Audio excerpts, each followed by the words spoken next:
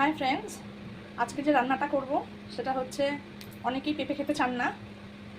তো আজকে পেঁপে দিয়েই একটা নিরামিষ তরকারি করব, যেটা ভীষণই টেস্টি হয়। অনেকেই বুঝবে না যেটার মধ্যে পেঁপে রয়েছে। তো তার জন্য আমার লাগবে, এখানে দেখুন, একটা পেঁপের হাফ আমি কেটে নিয়েছি, আলু,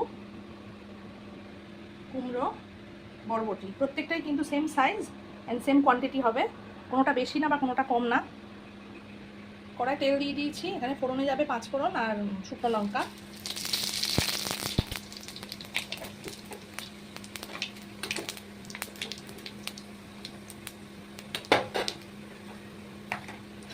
ফোড়নটা একটু ভাজা ভাজা হলেই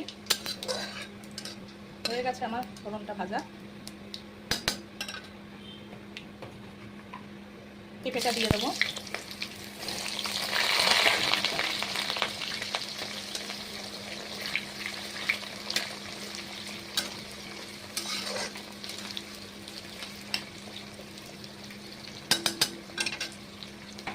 এরপরে দিয়ে দেবো আলু।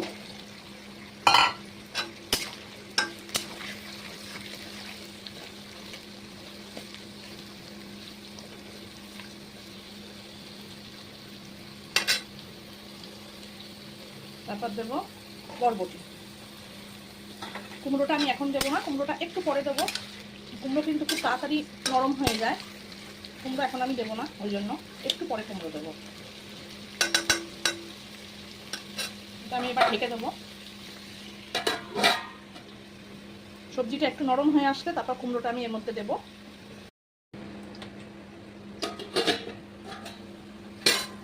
এই দেখুন, পেঁপে, আলু আর বরবটি আমার একদম সুন্দর ভাজা ভাজা হয়ে গেছে। এই তরকারিটা কিন্তু তেলটা একটু বেশি পড়ে, কারণ এই তরকারিতে কিন্তু জল পড়বে না।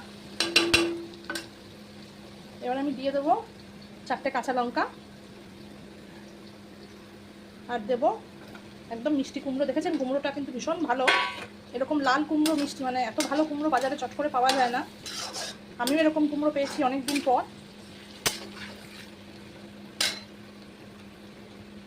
এবার দেবো স্বাদ মতো নুন আর হলুদের গুঁড়ো। এই হচ্ছে মশলা, আর কোনো মশলা পড়বে না এতে।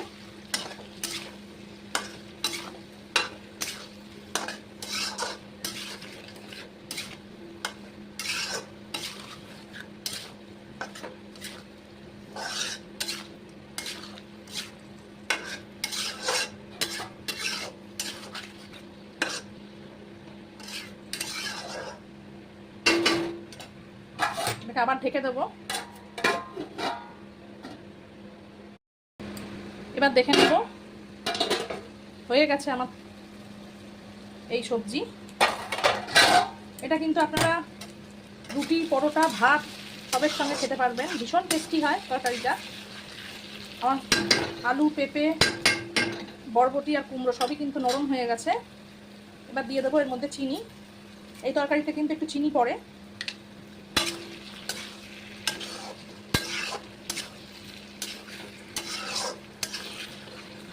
নিরামিষ তরকারি তো, নিরামিষ তরকারি একটু মিষ্টি মিষ্টি হয়, ঝাল ঝালও হবে আবার মিষ্টি মিষ্টি হবে। এবার আমি এটা সার্ভ করে দেবো। 2-3 মিনিট ঢাকা দিয়ে রাখবো, তারপর সার্ভ করে দেবো।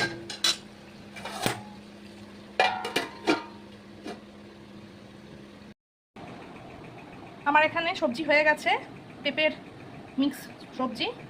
কেমন লাগলো আমার রেসিপি প্লিজ বলবেন। এই রেসিপিটা একবার হলেও প্লিজ ট্রাই করে দেখবেন, ভীষণ টেস্টি হয় খেতে। ভাত, রুটি, পরোটা সবের সঙ্গেই খেতে পারেন। যে পেঁপে খায় না সেও কিন্তু খেয়ে নেবে। আমার মেয়ে একদমই খায় না পেঁপে, কিন্তু এই সবজিটা করলে কিন্তু খেয়ে নেয়। আপনাদের জন্য করলাম পেঁপের মিক্স সবজি। কেমন লাগলো প্লিজ বলবেন।